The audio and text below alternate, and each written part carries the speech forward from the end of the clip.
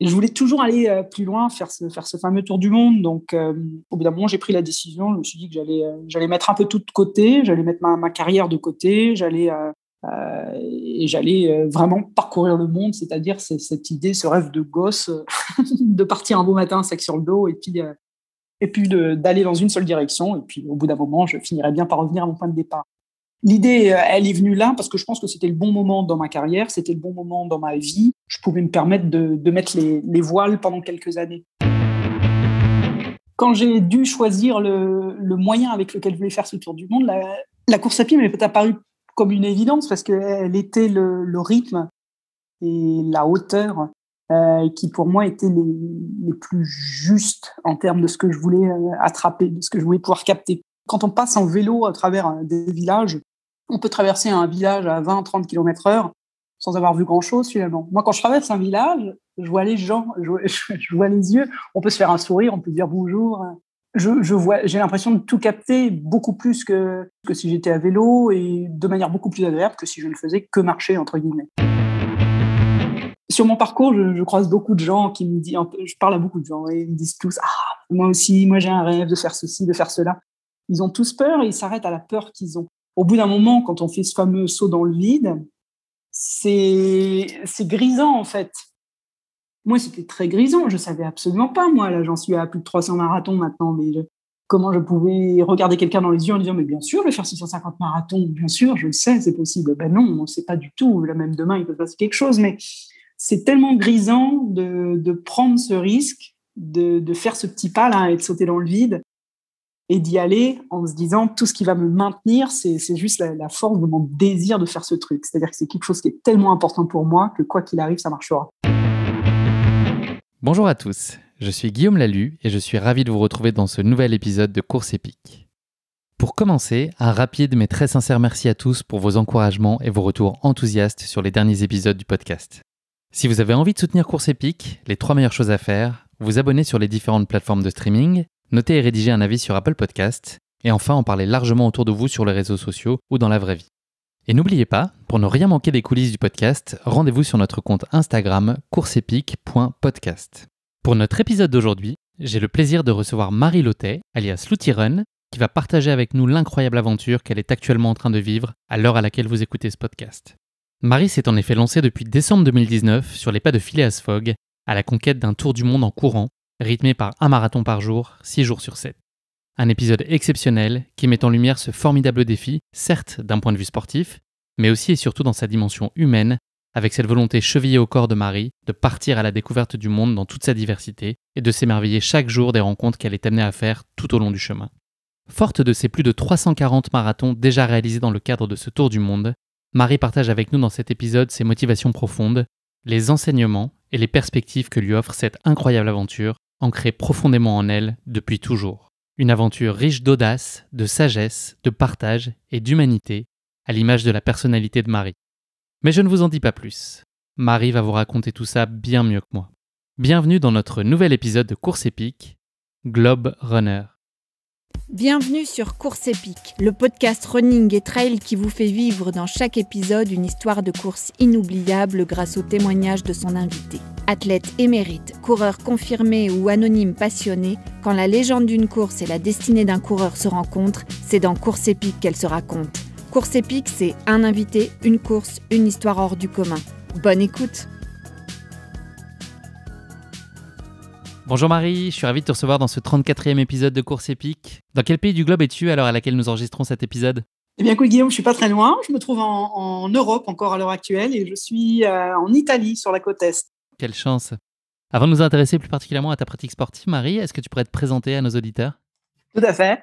Je m'appelle Marie Lautet, j'ai 43 ans. Je suis partie il y a à peu près 1 an et demi dans une aventure un peu extraordinaire qui consiste à faire le tour du monde en courant. Donc, je me déplace de ville en ville, de 40 km à peu près, je crois, un marathon par jour en marathon. Et j'espère ainsi boucler mon tour du monde d'ici 1 ou 2 ans. Voilà, ça fait 1 an et demi déjà que je suis sur les routes. Est-ce que tu pourrais nous parler de ta relation au sport et des premiers sports que tu as pratiqués quand tu étais enfant puis ado ? Quelle place tenait le sport dans ta vie à ce moment-là ? C'était une place très importante. J'ai toujours eu une activité j'ai toujours été un peu hyperactive, on va dire. Donc, le sport était un moyen de canaliser beaucoup l'énergie que j'avais en moi. J'ai beaucoup pratiqué. Un des sports qui a beaucoup marqué mon adolescence, c'était le baseball. Curieusement, Rouen est une ville de tradition de baseball. Il y en a très peu en France. Et c'était un sport très bien, parce que c'était un sport qui était pour moi le juste compromis entre le sport individuel et le sport collectif. Ça se joue un peu sur les deux côtés du tableau et ça permettait oui, d'avoir les deux. Moi, ça me plaisait. C'était un équilibre parfait et puis ça permettait d'avoir un bon groupe de copains, de pouvoir s'amuser et puis et en même temps de délivrer un peu cette énergie en moi. Donc surtout le baseball, oui. Donc tu étais une enfant de la balle. À quel moment la course à pied elle a plus particulièrement fait éruption dans ta vie? Est-ce que tu as le souvenir d'un élément déclencheur? Ah, tout à fait, oui. J'étais postée en Grèce avec mon boulot. On était en 2003-2004 et en fait, c'était l'année des Jeux Olympiques. Et je bossais sur l'avenue de Marathon, donc juste à l'extérieur d'Athènes, et j'ai vu passer le marathon olympique. J'ai vu passer ces gens, ces femmes et ces hommes qui couraient. J'ai trouvé ça assez incroyable de me dire qu'ils partaient de cette petite ville de Marathon qui était pas très loin de mon bureau et qu'ils allaient arriver à Athènes dans moins d'une heure ou une heure à peu près. Et je me disais que c'était fou. Et j'ai commencé à courir là. Et donc, j'avais 25, 26 ans. Et puis, juste après avoir commencé, en fait, quelques mois, je crois 3 mois après avoir commencé à courir, je courais des petites distances, 5-6 kilomètres comme ça. J'ai couru mon premier marathon et puis j'ai trouvé ça assez extraordinaire comme aventure. J'ai trouvé ça superbe. En fait, j'ai refait le même parcours. C'était le marathon d'Athènes, le classique pour les amateurs qui partaient de la ville de Marathon, qui arrivaient à Athènes. Je trouvais ça super. Je trouve ça génial de se dire qu'on pouvait voyager comme ça en courant. Et puis, c'était vraiment un très bon moment. Tu as vécu dans ton parcours personnel, tu es une citoyenne du monde puisque tu as vécu dans plein de pays, l'Écosse, la Suisse, l'Angleterre, l'Allemagne, la Grèce et plus récemment Singapour. Quel est le pays dans lequel tu as pris le plus de plaisir à courir, si on exclut le tour du monde là que tu as commencé, mais plus globalement dans ton parcours avant? Est-ce qu'il y a un pays qui t'en a particulièrement mis plein les yeux dans tes pays de résidence précédents? Ah, c'est compliqué comme question. C'est très compliqué parce qu'en fait, la course, pour moi, elle est un moyen d'apprécier le monde qui m'entoure. Et en fait, si je parle de l'appréciation de la course à pied, le moment où je l'ai plus apprécié, c'est quand j'avais un boulot où j'étais en 100% voyage. Donc, j'avais plus de maison pendant 2 ans et je passais 3 mois dans chaque pays. Et en fait, la course à pied, tous les matins, avant d'aller au boulot, je sillonnais les rues de ces villes dans lesquelles j'étais, à travers l'Europe, à travers le monde. Et ça me permettait de les découvrir. Et pour moi, la course à pied, elle est un moyen, en fait. Je pense pas que j'aimerais la course à pied pour la course à pied. J'aime la course à pied pour ce qu'elle m'apporte et pour ce qu'elle me permet de découvrir. Donc, j'ai envie de vous dire, dans tous les pays, partout, même quand j'étais au Nigeria, qui pourtant n'est pas un endroit très facile, je me rappelle avoir été particulièrement satisfaite de pouvoir courir. Et c'était ma porte d'entrée sur ce pays qu'autrement, je n'aurais peut-être probablement pas vu avec les mêmes yeux. Mais la course à pied a peut-être une saveur particulière malgré tout, puisque on pourrait se dire que tu pourrais découvrir aussi ces territoires et faire ces rencontres en faisant du vélo ou en ayant d'autres moyens de locomotion. Il y a quand même un intérêt et une appétence pour toi spécifique pour la course à pied? Quand j'ai dû choisir le moyen avec lequel je voulais faire ce tour du monde, la course à pied m'est apparue comme une évidence parce qu'elle était le rythme et la hauteur qui pour moi étaient les plus justes en termes de ce que je voulais attraper, de ce que je voulais pouvoir capter. Quand on passe en vélo à travers des villages, on peut traverser un village à 20-30 km/h sans avoir vu grand-chose finalement. Moi, quand je traverse un village, je vois les gens, je vois les yeux. On peut se faire un sourire, on peut dire bonjour. Il y a le chien qui peut venir me renifler les mollets et puis je m'abaisse pour lui dire bonjour. Un bon moyen d'accélérer. Et ce que je veux dire, c'est que j'ai l'impression de tout capter beaucoup plus que si j'étais à vélo et de manière beaucoup plus agréable que si je ne faisais que marcher entre guillemets. Hormis ton tour du monde que tu vas nous raconter un peu plus en détail dans quelques minutes, est-ce que tu as le souvenir d'une course qui aurait particulièrement marqué ta vie et ton parcours? Tu nous as parlé du marathon en Grèce et à Athènes. Est-ce qu'il y a d'autres courses qui ont joué un rôle particulièrement fondateur pour toi?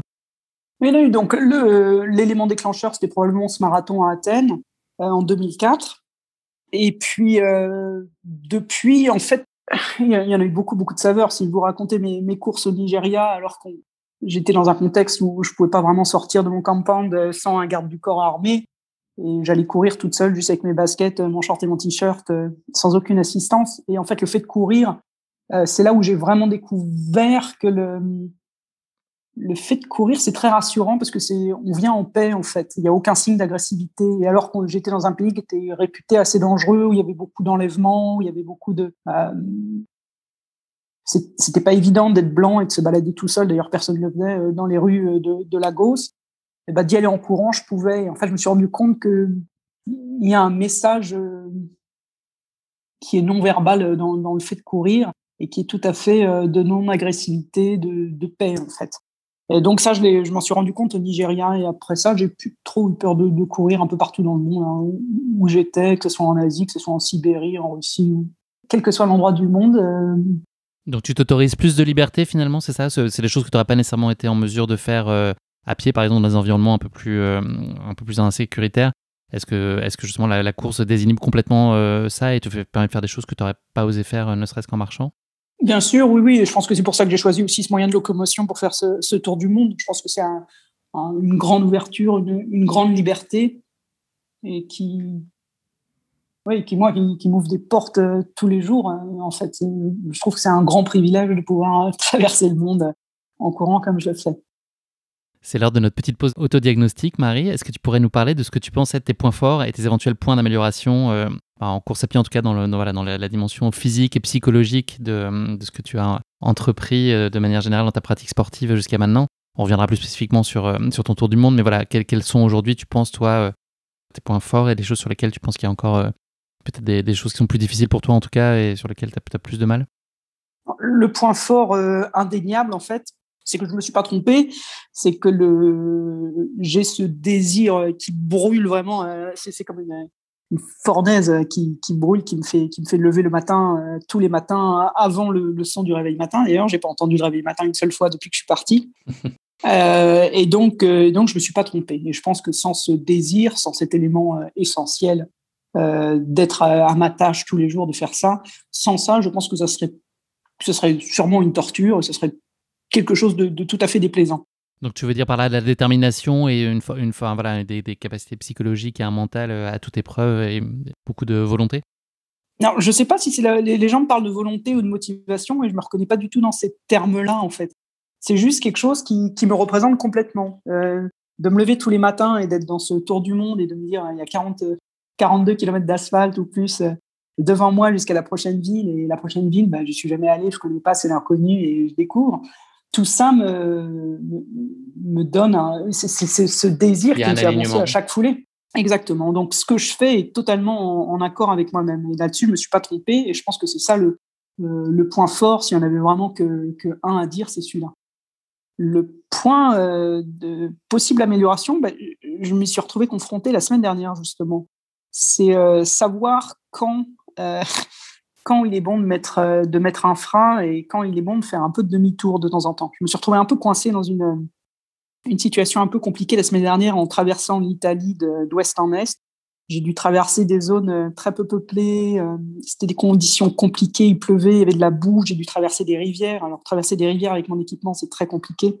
Et puis, j'étais à mi-chemin, grosso modo. J'étais à une vingtaine de kilomètres. Et pour vous donner un exemple, il y a un tronçon de 6 km qui m'a pris près de 3 heures à parcourir. C'était parce que j'étais collée dans la boue, j'étais embourbée, et là j'ai persisté, j'ai continué à avancer en me disant ça finira bien par s'améliorer, ce qui s'est avéré être le cas, mais il aurait peut-être été plus sage en fait de faire demi-tour, de revenir à mon point de départ et d'étudier un autre itinéraire, parce que je pense que je me suis mis en danger une fois ou deux.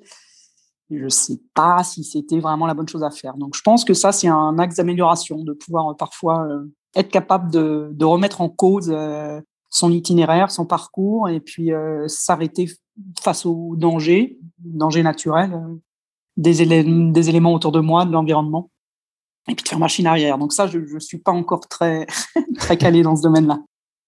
Et si on parle d'un point de vue physique, est-ce que tu considères que tu as des compétences athlétiques qui sont au-dessus de la moyenne, ou est-ce que tu te considères comme une athlète ordinaire? Le terme n'est pas approprié, évidemment, quand on court des marathons tous les jours, mais voilà, est-ce qu'à force de travail et d'entraînement, est-ce que tu considères que tu as réussi à atteindre un niveau et une résistance particulièrement hors du commun?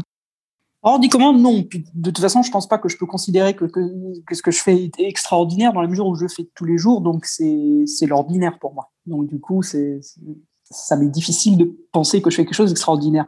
Je suis pas une athlète extraordinaire. Enfin, j'ai couru des marathons, j'ai fait du sport toute ma vie, mais j'ai jamais atteint un niveau extraordinaire. Je suis quelqu'un qui aime bien se défendre, se défouler sur les terrains de jeu, qui aime bien courir, mais j'ai jamais eu des performances.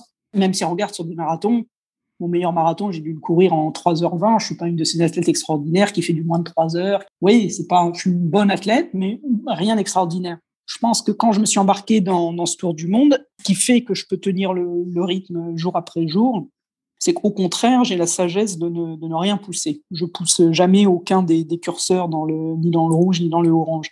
Je reste toujours à un rythme que j'appelle conversationnel, c'est-à-dire que je reste dans le vert et je pousse rien parce que ça n'a aucun intérêt. Ce qui fait que je cours à une moyenne de 9 km/h, je crois, depuis le début de ce tour du monde, et que j'ai aucun intérêt à pousser, à aller plus vite, etc.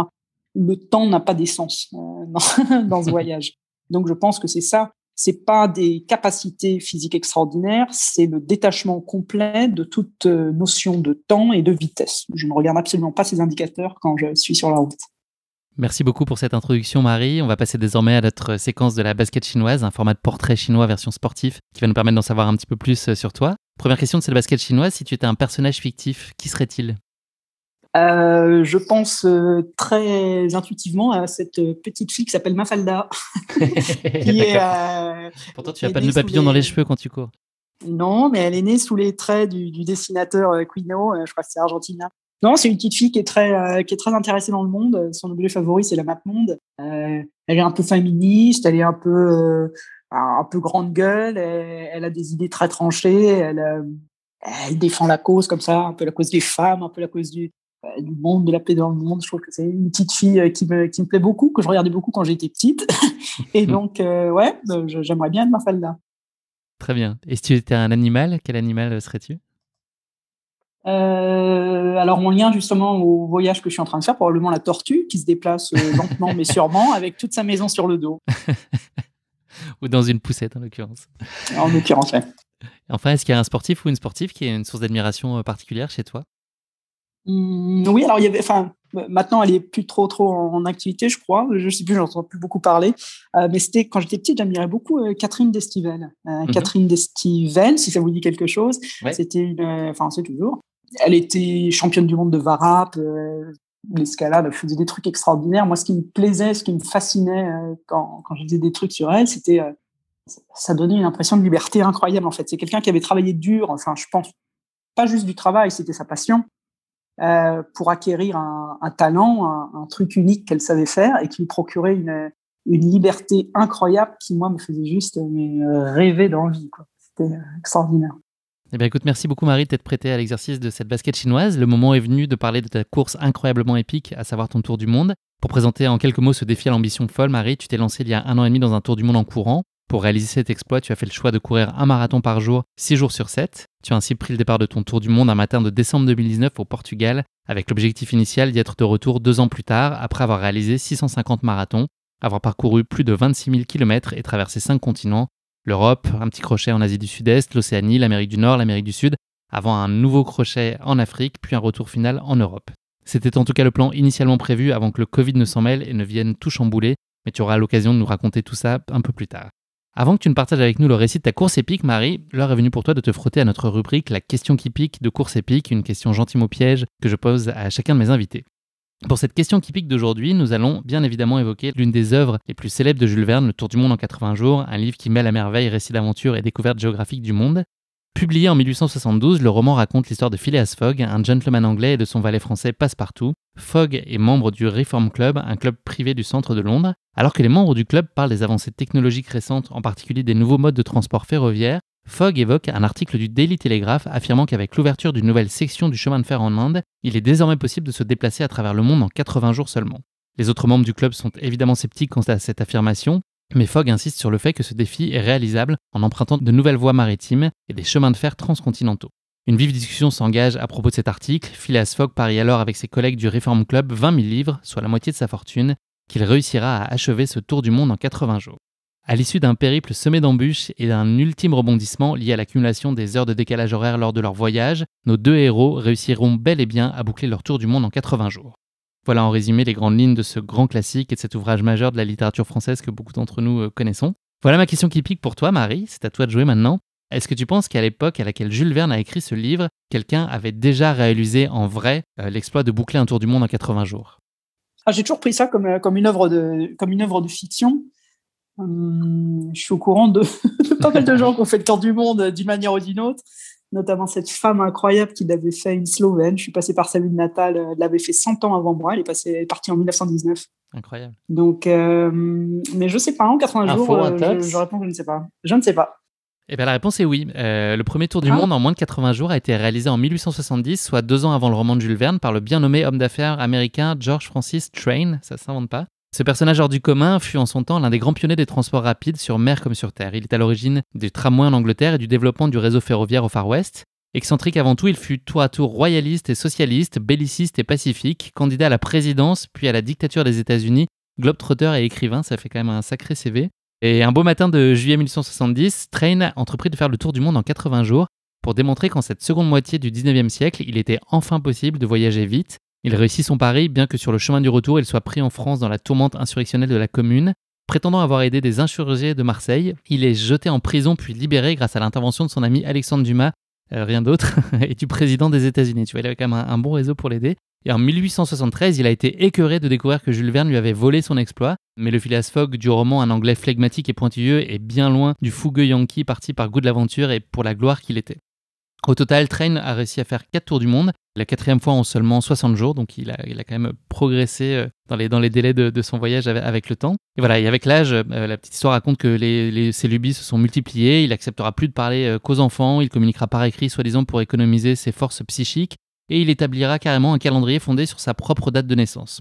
Voilà Marie, j'espère que tu vas pas finir ton tour du monde dans le même état et dans la même disposition que notre ami Train.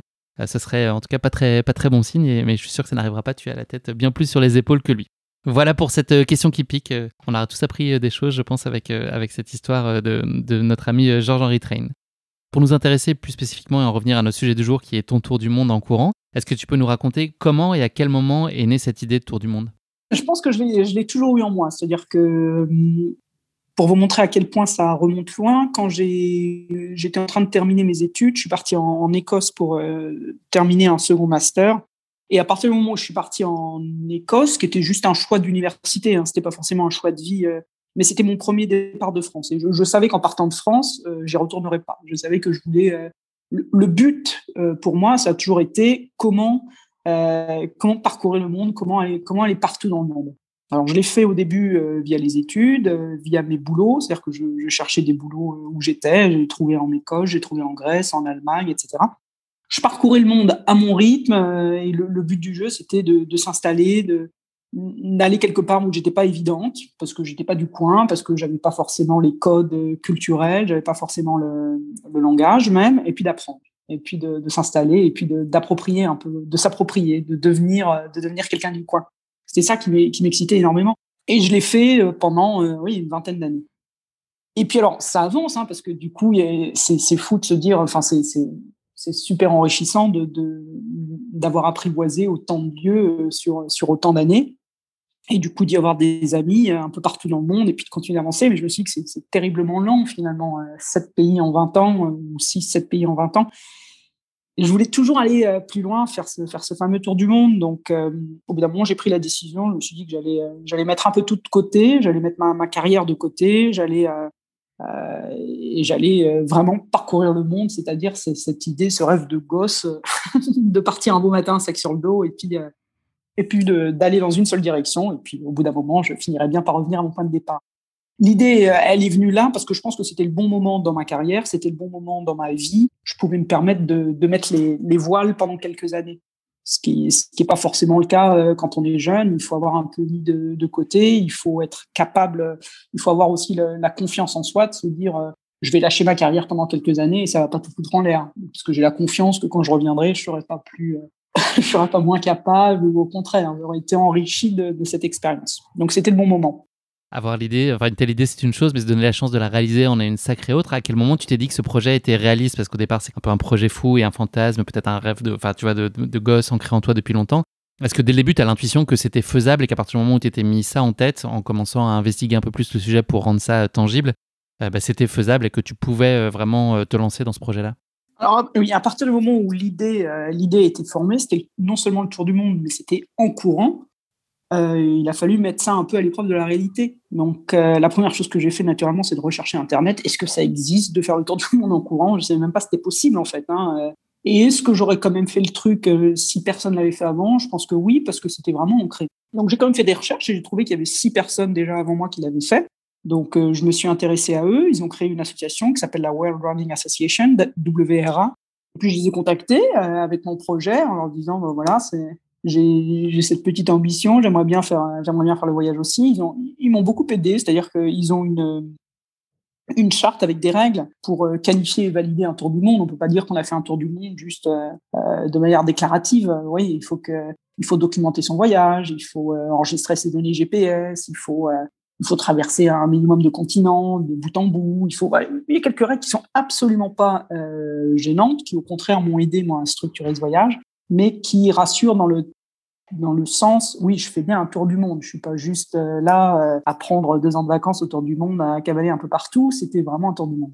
Donc, une fois que j'ai contacté ces personnes, que j'ai vu que c'était un peu structuré, même si 6 personnes, 6 expériences, c'est vraiment pas grand-chose. J'ai lu tous les livres qu'ils ont écrits, parce que chacun de ces 6 personnes a écrit un livre à la conclusion de son aventure personnelle. Ça m'a permis de voir aussi, puis de me positionner, de quelle manière j'avais envie de faire ce tour du monde, puisque chacun l'a fait de manière très différente, et moi encore, je le fais de manière très différente de chacun des 6. Et puis après, je l'ai mis un peu à l'épreuve de la réalité, c'est-à-dire que j'ai commencé à partir de ce moment-là, je courais un demi-marathon par jour pour aller au boulot ou pour en revenir. Donc déjà, j'avais au compteur ce fameux demi-marathon par jour qui venait en plus d'une journée pleine de travail. Et puis j'ai commencé j'avais trouvé un truc, j'appelais ça des journées, des voyages multimarathons. Donc je prenais des week-ends, parfois des week-ends de 2, 3, 4 jours, 5 jours. Et puis je courais 5 marathons en 5 jours. En fait, je faisais une boucle quelque part et je partais. Tu étais basé à Singapour à l'époque, c'est ça? C'est ça. Alors, Singapour, c'est une petite île dont la circonférence est 120 km, donc c'est 3 marathons, c'est pas beaucoup. Donc, j'ai dû sortir de Singapour pour continuer mes entraînements. Pas très loin de Singapour, il y a un gros continent qui s'appelle l'Australie, donc c'est là où j'allais faire mes gros marathons, mes gros voyages. Et alors, j'ai commencé par 3 marathons en 3 jours, et puis j'ai fait 5 en 5 jours. Je suis monté jusqu'à 8 marathons en 9 jours, en totale autonomie, donc en poussant mon équipement, je campais, etc. Et puis voilà, au bout d'un moment, en fait, c'est pas... Est-ce que je peux me mettre sur la ligne de départ de ce tour du monde et de dire je vais courir 650 ou 700 marathons parce que j'ai pu courir 8 marathons en 9 jours? La réponse, elle est non. Mais c'est pas juste ça. Je savais que j'avais en moi de courir un demi-marathon par jour déjà sans aucun problème, en le courant doucement, tranquillement, en revenant du bureau. Donc, je me disais, sans une journée pleine de bureau, si j'ai aucun stress de timing, si j'ai aucun stress d'arriver à mon point d'arrivée à telle heure ou quoi, ça devrait pouvoir marcher. Et puis, le fait de l'avoir testé en continu avec ces voyages de marathon répétés, ça me donnait l'impression que si je cherchais pas à faire une performance extraordinaire, c'était faisable. Est-ce que tu peux nous parler, et je ne sais pas à quel point tu y accordais de l'importance, mais des retours de ton entourage quand tu as partagé avec eux ce projet? Est-ce que c'est un projet qui a été accueilli avec beaucoup d'enthousiasme, du scepticisme, un peu des deux? Et est-ce que ça a glissé sur toi? Est-ce que de toute façon, toi, tu étais dans ce projet-là à titre personnel et puis il aurait lieu de toute façon? Alors, c'est un des éléments qui a été le plus surprenant, j'ai envie de dire. C'est-à-dire que quand j'ai mis du temps à l'annoncer, parce que j'avais fait toute ma petite cuisine de mon côté, à commencer à courir, c'est-à-dire à commencer à faire ces demi-marathons par jour, à prévoir un peu ces marathons, ces voyages marathons. Et quand je l'ai annoncé vraiment timidement, la réaction, ça a été pas mal, mais c'est génial ça comme projet. Et en fait, il y a à aucun moment des personnes qui me connaissaient bien, que ce soit la famille proche ou mes amis proches, à aucun moment quelqu'un m'a dit « Non, mais t'es complètement barré là, arrête ton truc, quoi, c'est juste fou, t'y arriveras jamais. » Pas une seule fois.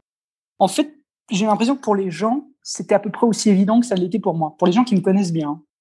Et donc ça a été accueilli avec beaucoup d'enthousiasme, avec beaucoup d'encouragement même. Et donc, il n'y a pas un moment où je me suis retrouvé dans la position de me dire est-ce que c'est vraiment le bon choix?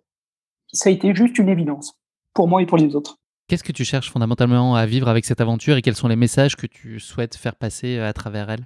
Ce que je souhaite vivre vraiment, c'est ce que je recherche. C'est une longue quête. Là, j'ai maintenant 43 ans, 44 ans. C'est la quête d'une vie, en fait. C'est la quête d'avoir l'expérience du monde. Je ne sais pas si ça va vous parler, mais d'en avoir une expérience physique du monde. C'est presque comme si je voulais me rouler dedans, en fait. Je ne sais pas comment expliquer, mais non, mais il y a un côté un peu comme ça. Il y a quelque chose de très enfantin, de très naïf, et il y a quelque chose de très comment dire, je vais chercher ces étapes à la sueur de mon front, en fait. Est-ce qu'il y a une dimension très charnelle et sensorielle, en fait, presque physique et viscérale dans ce que tu cherches à vivre avec ce projet-là? Tout à fait. Et je pense mais ça correspond aussi à ma manière de fonctionner intellectuellement aussi. Je suis quelqu'un qui va très bien performer, qui va très bien réussir à faire ce que je fais, quand j'ai une compréhension physique et voilà, presque charnelle, comme tu dis, des choses. Même si tu m'envoies bosser pour j'en sais rien, je vais dire un truc au hasard, pour une boîte qui fabrique des dentifrices, il faudra que j'aille sur la chaîne de production pour voir le type de dentifrice qui va se fabriquer et comment ça marche et tout. Et à partir du moment où j'ai compris ça, où je l'ai vu, où je l'ai vu de mes yeux, où je l'ai compris avec tous mes sens, là, je peux donner sens à ce que je fais. Et en fait, cette quête en courant autour du monde, c'est un peu comme si j'allais faire le tour du proprio. Si tu veux, tu vas visiter une maison dans laquelle tu vas t'installer. La première chose que tu as envie de faire, c'est cavaler à tous les étages et d'ouvrir toutes les portes et de voir toutes les chambres. Et moi, j'ai ce besoin-là avec le monde qui m'entoure. Et je trouve ça... Je suis vraiment très contente d'avoir trouvé d'avoir mis sur pied ce projet et d'avoir eu l'audace d'y aller, parce que là ça fait 1 an et demi que je suis sur la route. J'ai jamais été à un tel niveau d'intensité, de bonheur dans ce que je fais au quotidien, tous les jours. Surtout en ce moment, pendant cet enregistrement, j'en suis sûr. Exactement. Non, mais je suis parti. En fait, la crise du Covid a commencé 3 mois après que je sois parti. Donc là, il y a eu quand même beaucoup de questions. Et qu'est-ce qu'il faut faire? Est-ce qu'il faut arrêter? Est-ce qu'il faut Et en fait, les questions, elles ont été balayées très, très rapidement. Parce que pour moi, c'est une évidence qu'au contraire, il faut continuer. Au contraire, s'il y a un moment plus qu'un autre, c'est bien celui-là. Il faut continuer, absolument, tant que je peux. Ce projet et les convictions qui lui ont donné vie sont intimement liés à un personnage marquant de ta famille, à savoir ta grand-mère. Est-ce que tu peux nous en dire un petit peu plus sur elle? Est-ce qu'elle a joué un rôle particulier dans ton éducation? Et puis surtout, quelles valeurs elle t'a transmises et que toi aussi, tu as envie de faire rejaillir à travers ce défi? Oui, bien sûr. Il faut savoir que pour reprendre à la masse, sur les 6 personnes qui ont fait ce tour du monde, il y a une femme. C'est une femme et 5 hommes. Et c'est vrai que moi, j'ai été éduqué dans une famille avec une figure assez importante qui est ma grand-mère, qui était une féministe, vraiment de la première heure, j'ai envie de dire, puisqu'elle a été directrice de la première bibliothèque féministe de la ville de Paris. Elle avait des opinions très tranchées. C'était une femme forte, c'était une femme très intellectuelle, mais et qui avait aussi une vie un peu mouvementée. Elle avait été éduquée entre 2 pays. Elle avait quitté son pays pour aller rejoindre un autre. Elle s'est installée en France. Elle a vécu la Deuxième Guerre mondiale. Elle avait fait des études scientifiques. Elle est devenue directrice de cette fameuse bibliothèque féministe. Elle me donnait l'impression d'une femme très forte. En même temps, elle était très drôle, très abordable, très, très douce, mais qui menait sa vie. Elle s'en laissait pas compter, comme on disait. Et pour moi, c'était aux antipodes un peu la manière dont elle a vécu sa vie. Et pourtant, je parle des années 40, des années 50, 60, etc. Aux antipodes de ce que je pouvais voir en termes de modèle de la femme dans la société. Elle pouvait être une femme forte, sans se conformer à l'image de ce que la société attend de ce à quoi une femme doit ressembler ou comment une femme doit se comporter. Et ça, moi, je trouvais ça extraordinaire, je trouvais ça génial. Cette femme-là, elle représentait tout ce que j'aimais bien, en fait. Et donc, du coup, je me suis rendu compte du privilège que j'avais de pouvoir, moi aussi, mener ma vie comme je l'entendais, prendre mes propres décisions, et puis être capable de réagir, de réagir, de m'insurger sur des choses que je voyais autour de moi, sur des comportements, et puis surtout de mener ma vie comme je l'entendais, mais pas en essayant de me conformer à une image de la femme, où une femme, ça part pas toute seule en short avec des baskets faire le tour du monde, par exemple. C'est un exemple. Et donc, c'était la cause des femmes de ma grand-mère, un peu. C'était ce qu'elle représentait pour moi et ce pourquoi elle vivait. Et donc, quand je suis partie faire ce tour du monde, ça m'est paru important aussi de rendre la monnaie de la pièce, j'ai envie de dire, de rendre quelque chose. Et donc, c'est pour ça que j'ai contacté cette ONG qui s'appelle Women for Women International et qui, eux, viennent en aide, en fait, aux femmes dans des périodes assez difficiles qui sont les après-coups de la guerre et qui les aident à reconstruire des communautés. Parce qu'on ne va pas forcément aider les femmes. En fait, les femmes se retrouvent sur la première ligne quand une guerre est finie, quand un conflit est fini. Les hommes reviennent, alors, soit ils reviennent pas parce qu'ils sont morts, soit ils reviennent blessés, soit ils reviennent psychologiquement quand même très affectés. Et il incombe souvent aux femmes de reconstruire ces communautés. Des femmes qui, dans ces régions du monde, n'ont pas forcément reçu l'éducation, les outils nécessaires pour reconstruire. Donc, en fait, cette ONG, elle arrive, elle leur vient en aide en leur disant, bah, vous aussi, en fait, c'est vous qui êtes les piliers des sociétés de demain et qui allez devoir tout reconstruire. Elles en ont autant les capacités qu'un homme, il n'y a aucune différence. Et donc, c'est de leur donner la confiance. Donc, je suis devenue ambassadrice pour cette ONG. Et je leur ai promis de lever des fonds. Alors, de manière symbolique, la promesse que je leur ai faite, c'est de lever $1 par kilomètre couru. Voilà. Donc, ça m'accompagne au cours de ce voyage. Et c'est vrai que c'est l'image de ma grand-mère, d'abord, pour ce qu'elle m'a apporté. Et puis, de savoir que ce que je fais sert aussi à quelque chose d'une certaine manière. Est-ce que tu peux juste nous dire comment soutenir cette ONG Women for Women International et quels sont les moyens très concrets pour tous les gens qui nous écoutent aujourd'hui, là, si demain ils veulent soutenir ton projet, mais aussi soutenir les engagements de cette ONG? Tout à fait. Alors, sur mon site internet, qui, je pense, tu le mettras un peu en lien du podcast, l'outilrun.com, sur le site internet, il y a un bouton de donation. En fait, il y en a plusieurs sur le site. Vous pouvez voir pourquoi, etc. Et ça va directement sur une plateforme de fundraising, de levée de fonds, qui récupère les donations et gère un compteur pour moi qui permet de voir combien de mes kilomètres ont été sponsorisés et qui reverse directement à l'ONG Women for Women. Donc, si vous allez sur mon website, même si vous allez sur ma page Facebook, aussi on pourra mettre le lien, ou Instagram, vous verrez le lien. Et tout sera dans la description de l'épisode, effectivement, là, tous les bons points d'entrée pour venir soutenir cette ONG. Voilà, et donc si vous considérez qu'aujourd'hui, je sais pas, vous avez envie de sponsoriser 10 de mes kilomètres, même si 10 ou 5 de mes kilomètres, ça paraît pas beaucoup pour vous, pour moi c'est hyper important parce que c'est ces fameux kilomètres traduits en dollars qui me permettent d'atteindre mon objectif de levée de fonds. Voilà. C'est noté, j'invite tout le monde à soutenir en tout cas ton initiative et cette ONG. On va parler maintenant un peu plus spécifiquement de l'organisation à proprement parler de la course qui n'a pas dû être une mince affaire. Est-ce que tu peux nous dire combien de temps on met pour préparer un tel tour du monde et puis quelles sont les principales phases de la préparation, d'investigation? Combien de temps il faut imaginer consacrer à un tel projet avant de réellement faire le premier mètre de ce tour du monde? Alors, je pense qu'entre le moment où j'ai complètement finalisé l'idée, que c'était clair dans ma tête que ça allait être un tour du monde en courant et le moment où je suis parti, je pense qu'il y a eu à peu près 2 ans qui se sont écoulés. Alors, pour plusieurs raisons. D'abord, il y a eu 3 axes en fait de préparation. Il y a eu la préparation physique. Je voulais être sûr que mon corps pouvait soutenir l'effort. Donc là, entre autres, c'était de courir ce fameux demi-marathon par jour en allant ou en revenant du bureau en courant. Donc la préparation physique, organiser tous ces petits voyages marathons pour être sûr que je pouvais encaisser de courir 3 marathons de suite ou 5 ou 8, etc. Ça, c'est l'élément physique. Donc, quand je dis que je l'ai mis sur 2 ans, j'aurais peut-être pu couper, j'aurais peut-être pu faire moins, faire 1 an de test et me dire c'est bon, je peux partir. Mais bon, comme il n'y a pas vraiment de mode d'emploi, je me suis dit que j'allais fixer ça sur 2 ans. La deuxième partie pour moi, c'était la partie financière. Je voulais le faire en autonomie complète. J'ai pas de sponsor, juste pour vous dire. Donc, je suis complètement autofinancé. Et donc, il allait falloir que j'ai les finances en ordre, on va dire, pour m'absenter de mon travail parce que j'ai tout quitté. Donc j'ai plus de travail, j'ai plus rien. Et pour être autonome pendant 2 ans maintenant ça va être plutôt 3 ans d'ailleurs avec le Covid. On parle d'un budget qui est de quel ordre, Marie? Alors c'est très compliqué à dire parce que j'en ai vraiment aucune idée. Je suis partie sur, en fait, j'ai établi mes frais fixes qui sont les coûts des billets d'avion entre chaque continent. Il y en a pas beaucoup. Il y a 4-5 billets d'avion à prendre, c'est tout, c'est pas grand chose. L'équipement, donc la poussette, la tente, le matériel de camping, etc. C'est pas très très cher.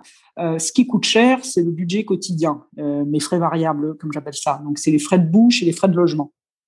Alors, encore une fois, pourquoi est-ce que c'est pas possible de vraiment vous donner une réponse? C'est que là, en ce moment en Europe, je me loge dans le dur. Je prends des bed and breakfast, des chambres, etc. Mais quand je serai en Australie, ce sera plutôt du camping, donc on sera sur un coût zéro en hébergement. Donc, je ne sais pas comment ça va s'équilibrer au fur et à mesure dans l'ensemble du tour du monde. Mais c'était quand même un budget à mettre de côté. Il fallait quand même se dire, parce que la seule chose que je voudrais pas, c'est ne pas être capable d'aller au bout uniquement pour une question financière. Ça, pour moi, ça serait la pire des choses. Je ne laisserais pas ça arriver. Je préférerais camper, même par moins 10 degrés, plutôt que d'arrêter ce tour du monde. Mais bon, il fallait quand même mettre les finances en ordre. Donc, l'aspect physique, l'aspect finance, et le troisième point, l'aspect logistique. Alors, l'aspect logistique, c'était de déterminer combien de kilomètres je vais faire par jour. Je savais que je pouvais courir à peu près un marathon par jour, mais est-ce que le monde est fait pour ça? Est-ce que, par exemple, là, en ce moment, je suis en train de traverser l'Europe, j'en suis à plus de 13 500 kilomètres en Europe, c'est fou. Mais effectivement, l'Europe est tellement peuplée que je suis capable de faire 45 kilomètres par jour et de toujours tomber sur une ville. Je me suis pas retrouvé une seule fois dans une situation où il y avait rien à mon arrivée. Donc, j'ai toujours pu me loger et manger dans les endroits où j'arrivais. Ce sera pas le cas, comme j'ai vu en Australie, ce sera pas le cas dans certaines parties d'Amérique du Nord. Mais l'idée, c'est que j'ai passé 2 ans à utiliser toutes mes pauses déjeuner à être avec 2 ou 3 écrans, avec Google Maps, avec Booking.com et avec mon tableau kilométrique pour faire toutes les étapes de ce tour du monde une par une. Donc, et avec des annotations, parce qu'il faut aussi regarder, hein, une étape avec une étape à plat, sans trop d'élévation positive, ça marche, mais quand on doit traverser des Andes, on se prend 1000-1500 mètres d'élévation très facilement en moins d'un marathon. Il fallait que ça soit possible aussi physiquement. Donc en fait, j'ai passé, je dis 2 ans, mais je faisais ça sur ma pause déjeuner, hein, donc c'est pas non plus... j'aurais peut-être pu faire plus court. Mais en gros, oui, il a fallu que je me donne la certitude que ce tour du monde était faisable et que soit je pouvais camper quelque part, soit je pouvais trouver à manger, soit je pouvais trouver à me loger, sans me mettre en danger. Donc voilà, donc j'ai pris ces 2 ans pour vérifier les 3 aspects du voyage, les 3 aspects de la préparation, pardon. Est-ce que tu peux nous dire comment tu as planifié ton parcours? Est-ce qu'il est vraiment calibré au jour près? On occulte complètement la notion de Covid là pour l'instant, mais est-ce que, sur le principe en tout cas, tu le calibres au jour près ou est-ce que tu t'accordes de la latitude et tu te dis que potentiellement tu dois consacrer un certain nombre de jours approximatifs à un tel pays par exemple, ou est-ce que vraiment c'est à la virgule près et tu as déjà ton parcours qui est parfaitement dessiné? Et si oui, à quel horizon? Est-ce que c'est la totalité du parcours? Est-ce que c'est à X semaines? Alors, tout le parcours, continent par continent, était dessiné au jour près. Et je pense qu'il était tenable, parce que quand je suis parti, donc avant le Covid, on va dire, les 3 premiers mois, je m'y tenais au jour près. Ça ne veut pas dire que je ne suis pas flexible. Par exemple, dans ces 3 premiers mois, j'avais affronté une tempête. J'étais en Espagne, sur la côte est de l'Espagne. Il y a eu une tempête avec des vents à plus de 120 km/h. C'était juste pas possible d'être dehors, encore moins en poussant une poussette avec de l'équipement dedans. Et j'arrivais même pas à la tenir. Donc, dans ce cas particulier, j'ai dû passer une journée de repos qui n'était pas prévue. Donc, j'ai décalé mon parcours d'une journée, sachant que j'ai toutes mes réservations qui sont faites à peu près 10-15 jours d'avance maximum. C'est pas grand-chose, c'est gérable. Il suffit de recontacter tout le monde et de repousser d'une journée. Généralement, c'est faisable. Donc, j'ai toute la flexibilité que je veux, mais il se trouvait que j'arrivais à suivre ce planning à la virgule près, comme tu dis. Et c'était plutôt rassurant, ça me permettait d'avancer un petit peu tranquillement. Depuis le Covid, j'ai dû refaire tous mes plans naturellement, mais j'arrive à adapter.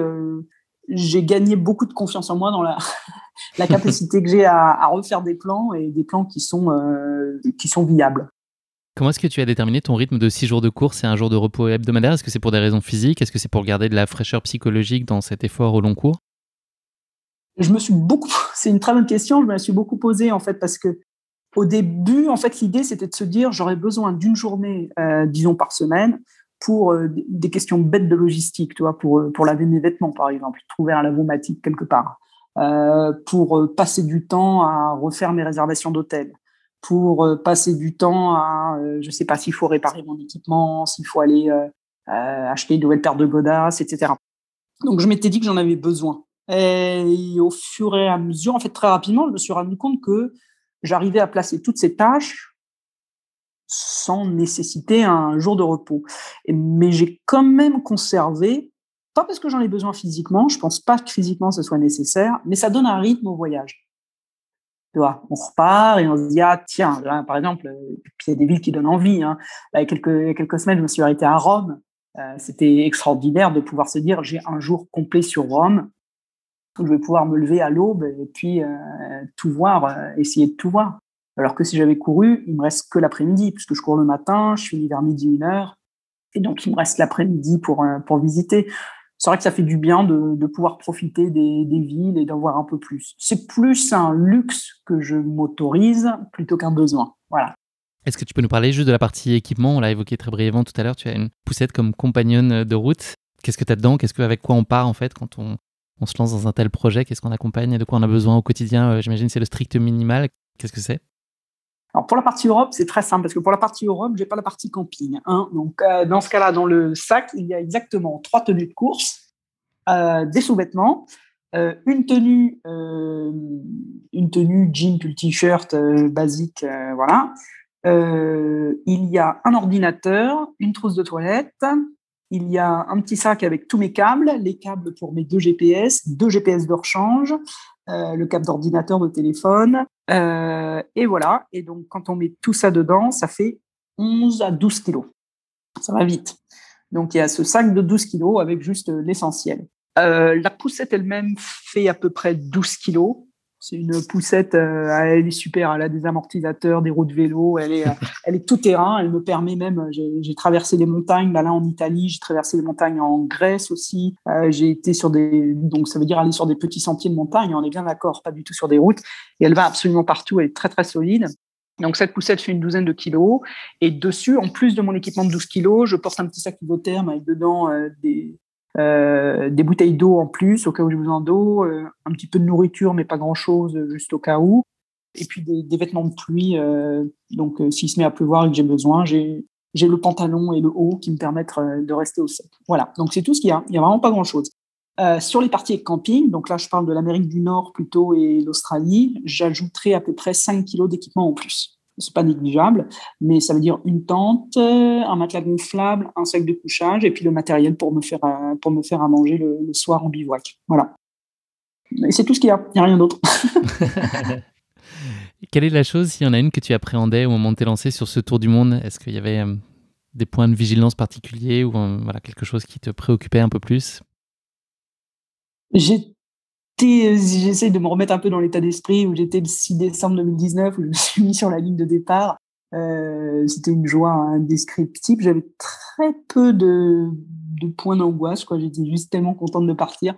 Le seul truc, c'est que je me disais, il faut absolument que je tienne au moins 3 semaines pour pas avoir l'air ridicule. Parce que je me disais, moi, je sais pas, le maximum que j'avais fait, c'était 8 marathons d'affilée. Là, je me préparais à en faire 650. Et je me disais, je l'avais pas beaucoup annoncé. J'avais hésité. J'avais fait juste un interview télévisé avant de partir parce que je voulais pas en faire trop, vu que j'avais tellement d'incertitudes. Le but, c'était, je me disais, allez, je vais m'amuser, je vais prendre du plaisir autant que je peux, mais au moins 3 semaines pour pas avoir l'air trop ridicule. C'était mon seul souci. Et puis bon, mission les 3 semaines sont passées. 1 an et demi plus tard, on peut dire que ça a réussi. Voilà. Exactement. Non, mais ce que je veux dire par là, et c'est important, c'est que quand on se lance là-dedans, sur mon parcours, je croise beaucoup de gens qui me disent, je parle à beaucoup de gens et ils me disent tous, moi aussi, moi j'ai un rêve de faire ceci, de faire cela. Ils ont tous peur et ils s'arrêtent à la peur qu'ils ont. Au bout d'un moment, quand on fait ce fameux saut dans le vide, c'est grisant en fait.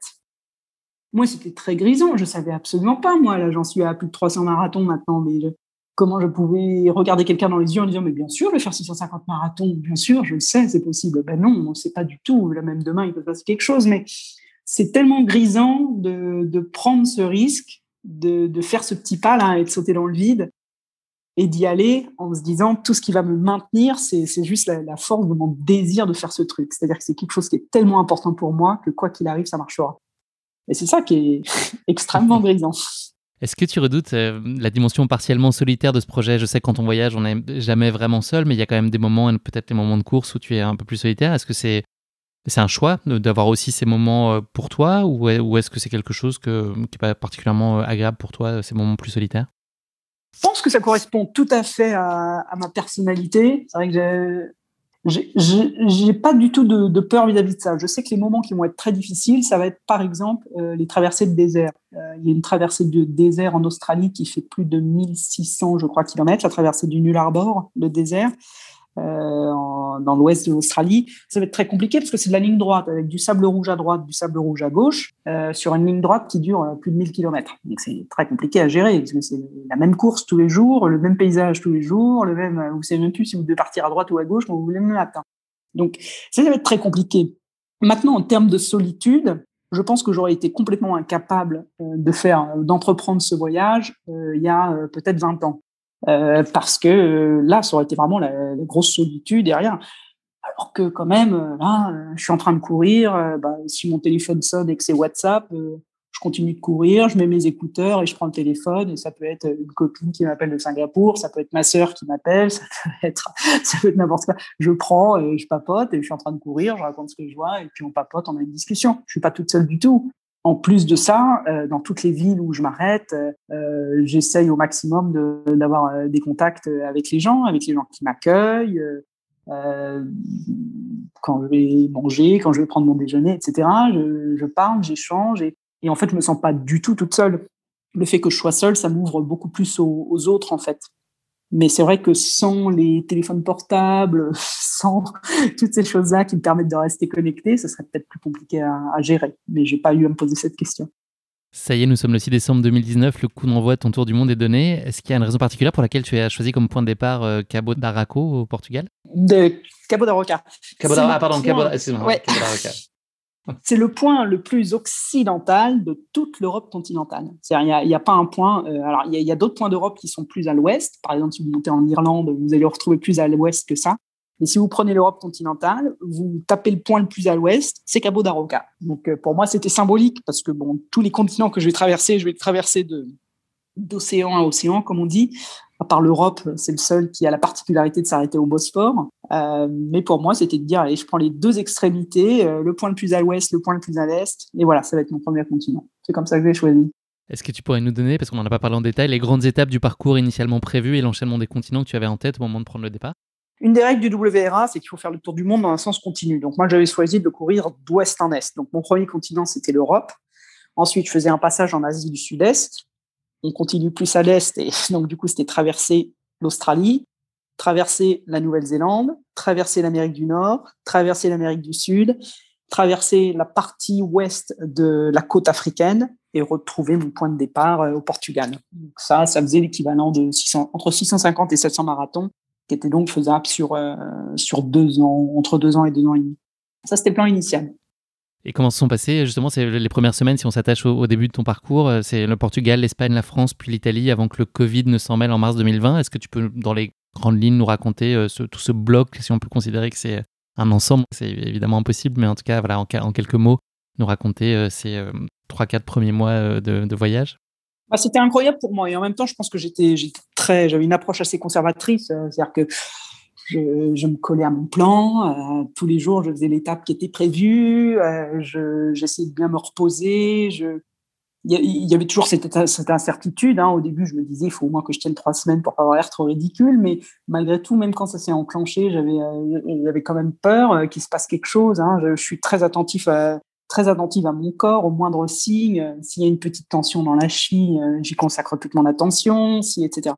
Donc, je pense que j'étais très, très bien partie. Ça commençait, je le sentais, à m'apporter tout ce que je voulais. C'est-à-dire que le plaisir d'être sur la route, il s'est révélé immédiatement.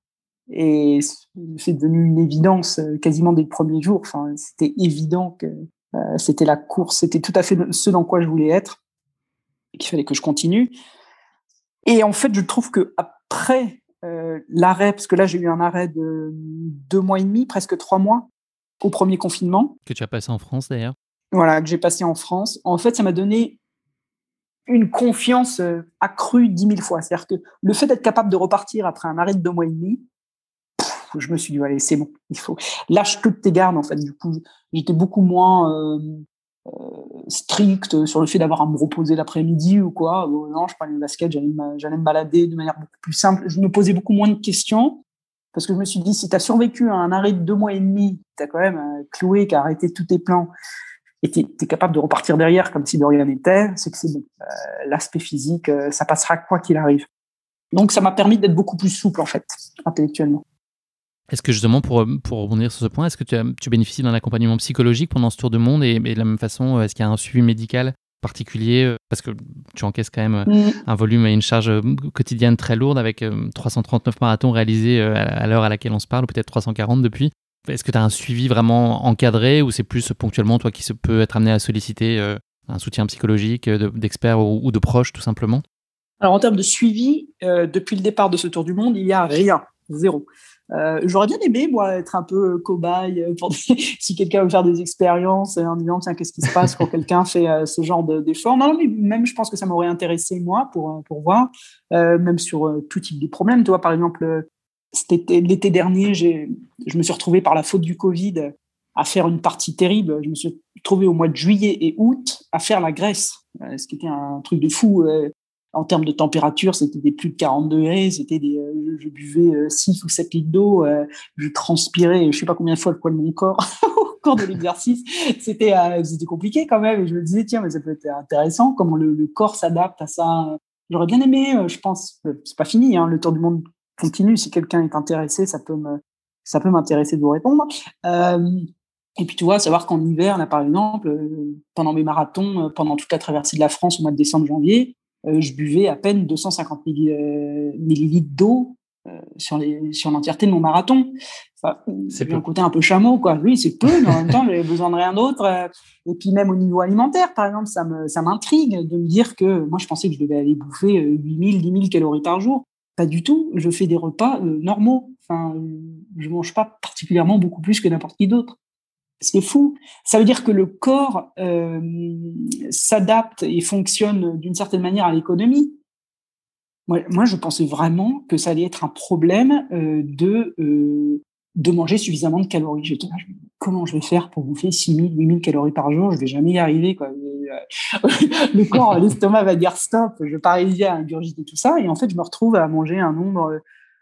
Alors, je fais pas des calculs précis, tu vois. Si j'étais un peu entouré médicalement, je pense qu'on saurait de manière exacte combien de calories elle mange, etc. Mais vous seriez surpris, je mange normalement. Et donc, tout ça, c'est vrai que j'aurais bien aimé être suivi, mais bon, en même temps, je savais pas trop par quel bout y aller. Le truc, c'est que je suis un peu toute seule sur ce voyage, donc j'ai pas forcément les contacts, j'ai pas forcément... Mais bon, c'est un appel, si ça intéresse quelqu'un. Manifestez-vous, je transmettrai. Ou t'écriront via ton site. En revanche, j'ai fait, avant de partir, dans l'année qui a précédé mon départ, j'allais voir tous les mois un physio. Alors, c'était un peu un exercice un peu absurde, j'ai envie de dire. J'allais le voir en ayant mal nulle part. Et en fait, mon message, je lui avais dit, écoutez, vous me regardez courir sur le treadmill, vous me faites faire des exercices, j'en sais rien, vous faites votre boulot. Moi, j'ai mal nulle part, mais je veux savoir si, avec ce que je fais en ce moment, qui consiste à augmenter mon kilométrage de manière substantielle, est-ce que je suis pas en train de dégrader mes mouvements? Est-ce que je suis pas en train de m'affaisser? Est-ce que je suis pas en train d'avoir un mouvement de la jambe qui va, j'en sais rien, plus vers l'intérieur? Est-ce que mon dos est pas en train de se courber? Est-ce que, etc. Je voulais être sûre que j'étais pas en train de préparer des blessures chroniques, en fait. Donc, pendant 1 an, il m'a suivi, ce qui était un exercice périlleux pour lui, parce qu'il disait, t'es ma seule patiente que j'ai, qui n'a mal nulle part, qui n'a aucun problème et qui continue à me voir tous les mois. Mais je pense que ça a été très utile parce que il voyait des choses et donc en fait toutes les corrections qu'il m'apportait, par exemple, il s'est rendu compte que je me rappelle de celui-là en particulier. Mes hanches se refermaient en fait, j'utilisais beaucoup plus mes quads, mes quadriceps et mes mollets. J'ouvrais beaucoup moins mes hanches, qui faisait que mon mouvement se dégradait en ce sens-là. On a travaillé pendant des mois sur comment garder les jambes ouvertes, les hanches ouvertes. Quel muscle engager pour être sûr que les hanches faisaient leur boulot. C'est des petits détails, mais en fait, ça m'a permis de complètement comprendre ce qu'on appelle la proprioception. De savoir où est son corps, où sont toutes les parties de mon corps quand je fais le mouvement. C'est-à-dire, je sais où est mon pied quand il est en train de revenir derrière dans ce mouvement de révolution. Et en fait, ça a été très important pour moi, ce travail d'1 an, même si vous pourrez me dire, en fait, t'as eu aucune blessure, le mec, il a rien fait. Il a pas du tout rien fait, en fait. Il m'a appris à comprendre comment tout bougeait, comment tout s'articulait, l'importance des alignements, l'importance de la posture. Et ça, je pense que même si j'ai pas eu à le recontacter, il m'avait pourtant dit, si t'arrives quoi que ce soit durant ce tour du monde, tu me recontactes n'importe quand et on se fait des séances en ligne via Skype, je t'aide. Il n'y a pas eu besoin, mais je pense qu'il a fait énormément pour moi. On l'a très rapidement évoqué tout à l'heure, mais est-ce que tu peux nous parler de la façon dont s'organise une journée type pour toi? Tu nous l'as dit, tu te réveilles au chant du coq, même pas besoin du réveil.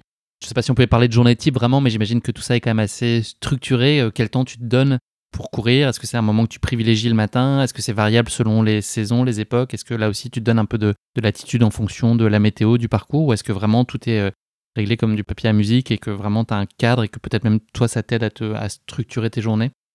Alors, il y a tout à fait une journée type, oui, oui.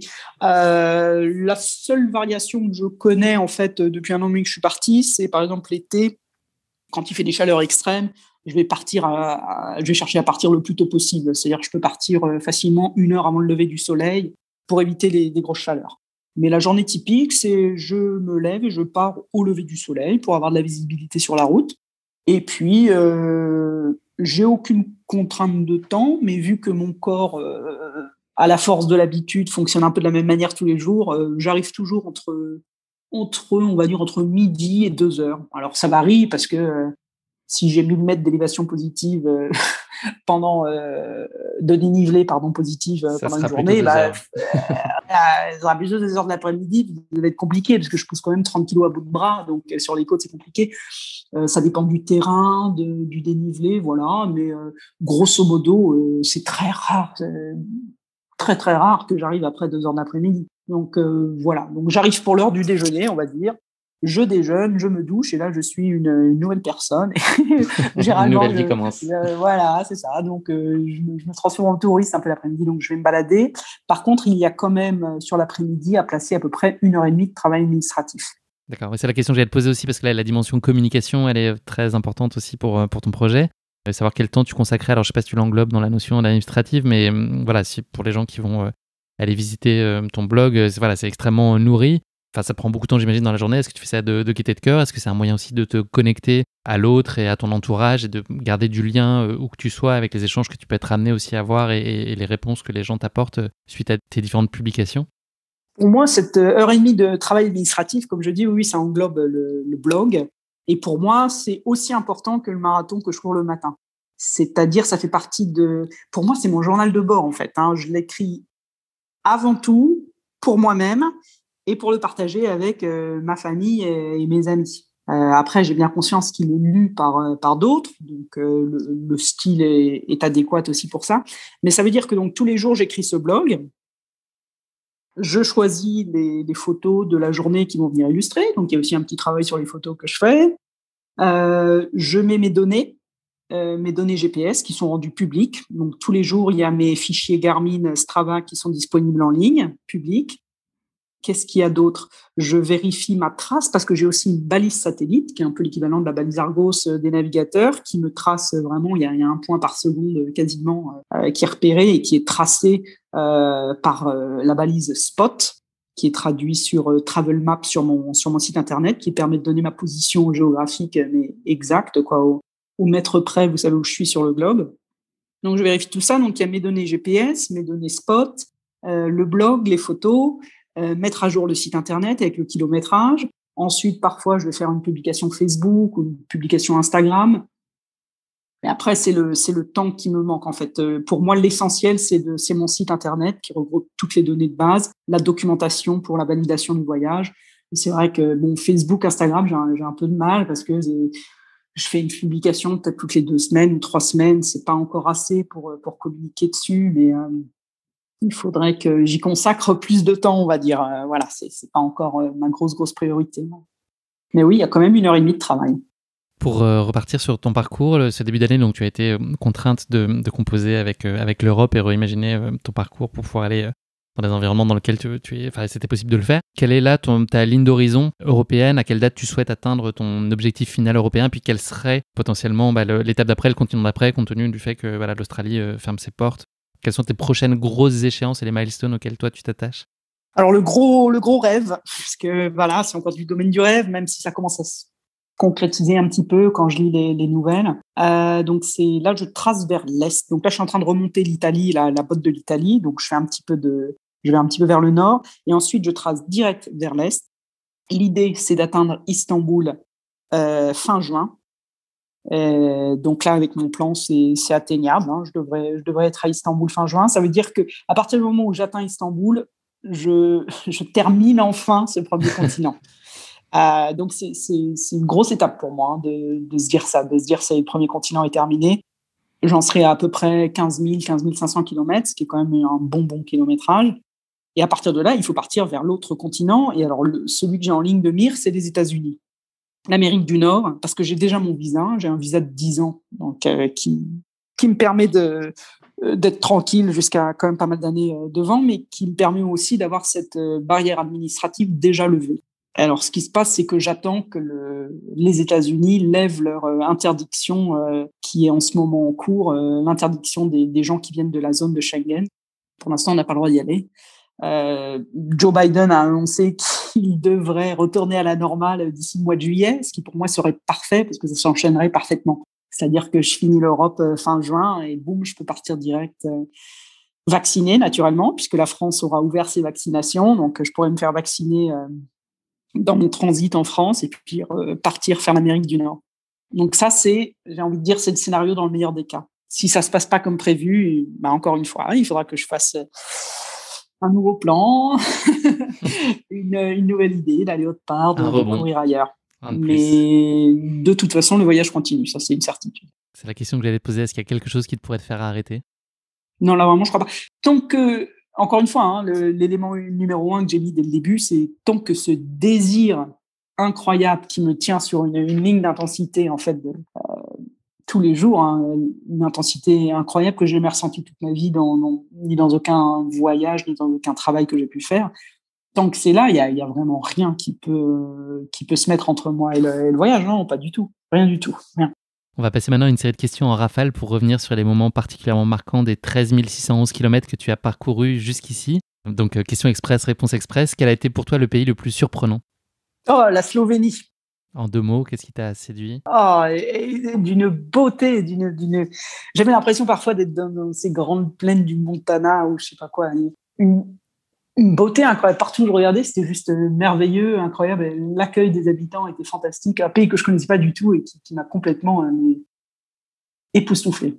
Donc ça va peut-être faire écho à la deuxième question que je vais te poser. Est-ce qu'il y a un endroit, quel est l'endroit très précis où tu t'es dit, là, je pourrais y vivre ? Une cahute, une plage, une montagne, un endroit, une ville. Est-ce qu'il y a un endroit qui t'a particulièrement bouleversé ? C'est dur. T'en as tellement vu. Non, mais les Balkans en général, je vous aurais bien répondu la Grèce, mais j'y ai déjà vécu de nombreuses années. Donc non, mais c'est vrai que les Balkans, ça m'a frappé comme quelque chose qui ça ne m'est pas interloqué jusqu'ici. Je m'étais jamais dit, tiens, je vais habiter en Serbie, par exemple. La Serbie, c'est magnifique. C'est génial, ouais. Donc oui, ça, j'y avais pas pensé. Ton moment de grâce ultime. Moment de grâce ultime. Alors, le moment où tu t'es arrêté, tu t'es dit là je vis, tu te l'as dit beaucoup, tu nous l'as fait en tout cas laissé entendre depuis qu'on échange plein de moments merveilleux. S'il y a une image, là si on en parle dans 10 ans et si je te parle de ce tour du monde, quelle est peut-être l'image, en tout cas jusqu'à ce que tu as pu en voir jusqu'à maintenant, qui viendrait illustrer un moment hors du temps ? Il s'est passé dans ma préparation en fait, mais ça fait partie du tour du monde. C'était un jour de Noël, je courais du marathon d'affilée et j'étais en Australie sur une espèce de route où il y avait rien le long de cette route. Et donc je pars le matin du jour de Noël et il y avait rien, non seulement rien, pas de ville ou quoi, mais il y avait pas non plus de circulation. Et puis j'entends une voiture qui arrive derrière, sur ces longues routes australiennes. La voiture, tu l'entends pendant 20 minutes parce qu'il y a qu'une voiture sur la route et le moment où elle te passe devant. Et donc il y a cette voiture qui passe, il est peut-être 9h du matin, le jour de Noël. Et quand elle me passe devant, je vois qu'elle est un peu particulière parce qu'ils l'ont décorée avec des trucs les reines du Père Noël, tu vois. Bref. Et donc cette voiture passe. Et puis je continue de courir. J'ai quand même plus de 40 km à faire. Et genre 2 heures après, j'entends une voiture qui arrive mais devant moi du coup. Et j'entends le bruit du moteur, et puis la voiture, et je me dis, tiens, cette voiture, je la reconnais. C'est une espèce de décoration de reine et tout. Et la voiture se gare, genre, à 200 mètres devant moi. Et sur une route où je suis quand même une femme seule, dans un endroit complètement isolé où il n'y a rien. Donc, il y a le moment où on se dit, est-ce que je dois avoir peur ou est-ce que je dois, tu vois ? Et donc, du coup, je continue à courir. De toute façon, j'ai ma poussette. Donc, les gens pensent souvent qu'il y a un bébé dans la poussette. Donc, je continue de courir. Et au moment où je passe devant la voiture, le type ouvre sa fenêtre et là je découvre une montagne de muscles. Le mec il ressemblait à ZZ Top, tu sais, avec la grande barbe qui tourne jusqu'à lui. Et donc avec des muscles énormes, des tatouages partout et tout, et une banane sur le visage. Et il me dit, avec son accent bien prononcé australien, il me dit hey, je t'ai vu passer ce matin sur la route. Je me suis dit, de toute façon, il n'y a rien devant toi. Donc, quand je reviendrai, tu seras encore sur la route. Et il m'a dit, c'est Noël. Alors, du coup, voilà, je suis allée te chercher des trucs en revenant de mes courses. Et là, il me donne un truc il y avait des sandwichs qu'il avait fait toaster, il y avait une boisson fraîche. Et il me dit, voilà, tu vas me faire plaisir, c'est Noël. Il y a quelques arbres à 200 mètres plus loin. Tu te mets dessous, tu me mets à l'ombre. Et puis voilà, joyeux Noël. Et le mec repart. Et j'étais là, et je ne sais même pas son nom et je ne sais même pas rien. Et j'étais là, mais voilà, ça c'est formidable. Juste pour des moments comme ça, je veux bien en faire 600 des marathons. Question gastronomie, la spécialité locale favorite que tu as découverte à l'occasion de ce tour du monde? Est-ce que tu as déniché une petite pépite gustative? Oh là là, mais en fait, tout l'an dernier, quand je faisais la côte croate, d'aller se mettre en bord de mer et d'avoir la pêche du jour, c'était n'importe quoi, mais du poisson et qui te cuisinait comme ça. C'était juste, tu avais l'impression tu cours le long de la mer pendant 40 km, tu poses tes fesses quelque part et on te sort le poisson qui te sort de la mer et on te le cuisine façon barbecue ou je sais pas quoi, et c'était juste délicieux tous les jours. Ah oui, non, la nourriture en Croatie, puis même sur la côte grecque, c'était un peu pareil, un peu plus bas. C'était juste délicieux, mais ouais, délicieux. Ta journée de marathon la plus difficile? Sans aucun problème. Alors, il y en a deux, en fait. Allez, on va dire ça. Celle entre Trois-Ponts et Bastogne, dans les Ardennes. C'était au mois de février. Et là, il y avait, je crois qu'il y avait il y avait 54 km avec 900 mètres de dénivelé positif. Il y avait une tempête de neige. Il faisait moins 10 degrés. Il y avait du brouillard et j'avais le vent de face. Voilà. Tous les ingrédients étaient réunis. Ah oui, là, il en manquait pas. Le combo parfait. Et je voyais rien autour de moi, quoi. J'étais paumée dans le brouillard avec la neige qui me tombait à l'horizontale dans les yeux. C'était très, très, très compliqué. Très compliqué. Et enfin, dernière question, le pays que tu es la plus impatiente de découvrir, ou en tout cas de retrouver, si c'est un pays que tu connais déjà, dans ce qui te reste encore à faire? Ah, sans aucun doute, les Andes, entre le Chili et l'Argentine, la traversée des Andes, mais j'attends ça. Pour moi, c'est le cadeau de Noël qui m'attend tant que je suis pas arrivée. J'ai hâte. Pour moi, c'est un endroit mythique. Et je suis jamais allée en Amérique du Sud. J'ai jamais mis les pieds là-bas. Et ah oui, en ça, j'attends ça comme. Ah oui, ça va être le plus beau cadeau. Ah ouais, le plus beau cadeau. Ouais. Merci beaucoup pour toutes ces réponses, Marie. On approche des toutes dernières questions de l'épisode. On va parler quand même un peu d'avenir et un peu plus long terme. Qu'est-ce qu'on fait après un tour du monde? Est-ce que tu te projettes déjà dans un après? Ou est-ce que là, tu as trop de choses à vivre encore avant d'imaginer ce que pourrait être ta vie à l'issue de ce tour du monde? Est-ce que tu verrouilles complètement cette perspective? Est-ce que tu veux pas savoir?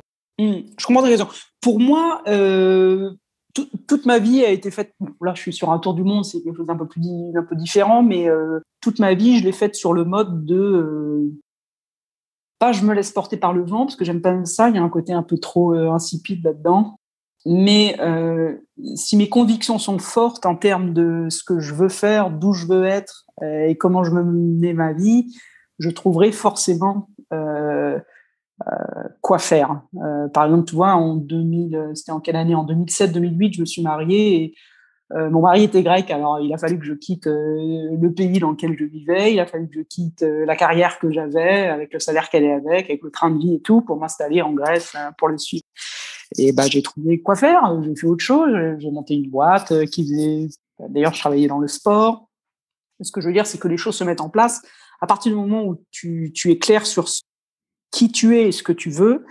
Ça me pose pas une grande question. Pour moi, c'est pas une question très intéressante à l'heure actuelle. Pour moi, ce qui est très intéressant pour moi, c'est d'être absolument à 100% dans le voyage que je fais, d'être à 100% à ma tâche et à mon projet et à mon rêve. Et puis, j'ai pas trop de peur sur ce qui va se passer après. Je pense que ça se dessinera de manière très logique et très évidente. Oui, et puis on peut avoir la certitude, comme tu l'as dit, que tu sortiras de toute façon enrichie, pleine de confiance. Enfin voilà, ça ne peut que bien se passer. Il n'y a aucune inquiétude à avoir là-dessus.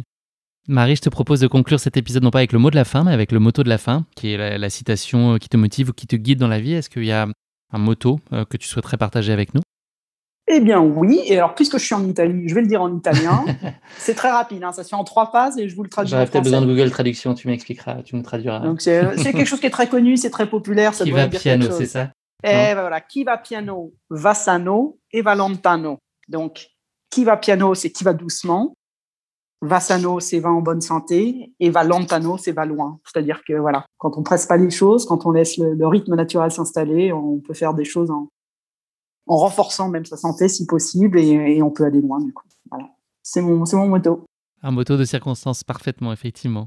Marie, c'est déjà malheureusement la fin de cet épisode. Merci beaucoup d'avoir partagé avec nous cette fabuleuse aventure qui promet de continuer à te faire vivre chaque jour de grandes et belles émotions. Bravo à toi pour ce projet hors norme, même si tu ne veux pas le considérer comme tel. C'est quand même un projet incroyable et vraiment hors du commun. Et puis voilà, c'est pour toi une formidable source d'accomplissement, de découverte et d'enrichissement qui doit être aussi très inspirante pour nos auditeurs. Je n'en doute pas un seul instant.